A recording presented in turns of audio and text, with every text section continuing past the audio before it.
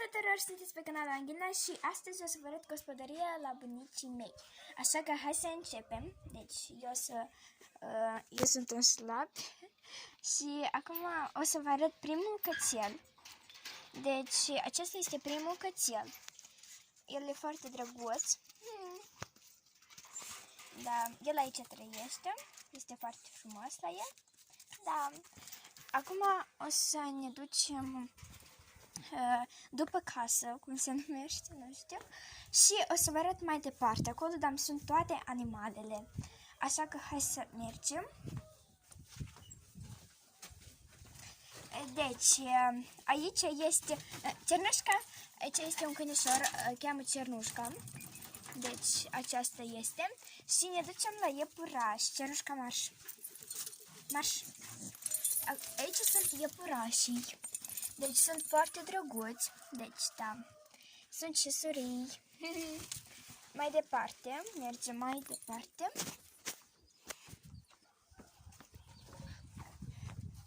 Acum ne ducem tot la niște iepurași. Deci, aici sunt... Deci, aici tot sunt iepurași mai mici. Deci, așa. Și acolo este mama lor. Deci, așa. Acum vă arăt al treilea cățel. Deci, acesta este al treilea cățel. Salut, el dă din labă. Da, e foarte drăguț tot. Ne arăt curul. Așa, mai departe. Ne ducem în țarc, sau cum se mai numește. Deci, aici sunt rațele. Deci, aici sunt rațele. Aici e gâscanul, sau cum se numește el. Rățoiul. Și acolo stă o rață pe ouă. Deci acolo. Mai departe.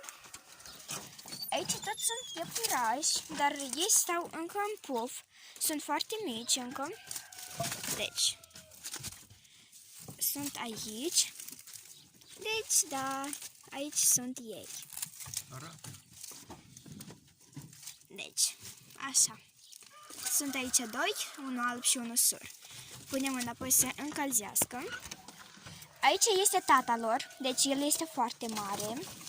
Deci, da, așa. Aici tot sunt iepurași.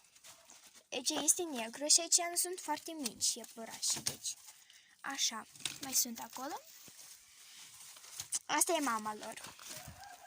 Așa, mai departe o să ne ducem la cucoși și găini.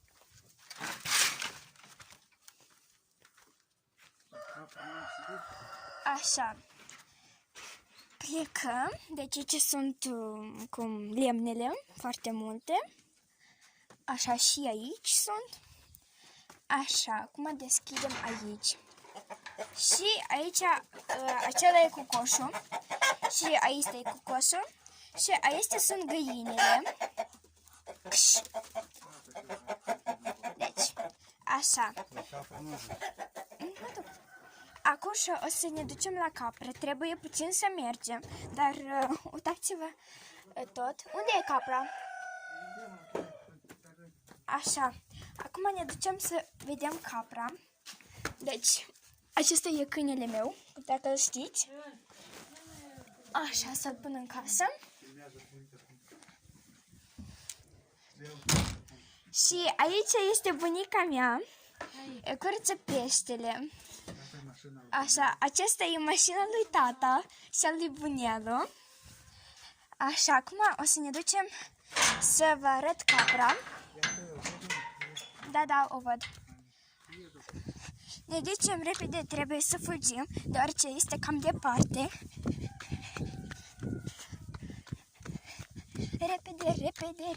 Repede. Dacă să o găsesc eu încă. Așa. E tocmai este acolo, dar ok, o să mergem. Trebuie să fim atenți, să nu fie nici un șarpe. Deci Edu a fugit undeva pe acolo. Edu fuge. Aceasta este edița noastră. Deci, aceasta este edița noastră. Și capra. Deci, da. Avea și un ied, dar iedul noi l-am tăiat de Paști. Și așa este gospodăria lui bunelul meu. Îmi place foarte mult în sat. Mie foarte tare îmi place și eu acum alerg înapoi spre casă. Foarte tare am obosit, am alergat. Da, aici nu te duci în vale și acolo este Nistru. Da, aici este foarte frumos. Aceasta este grădina noastră.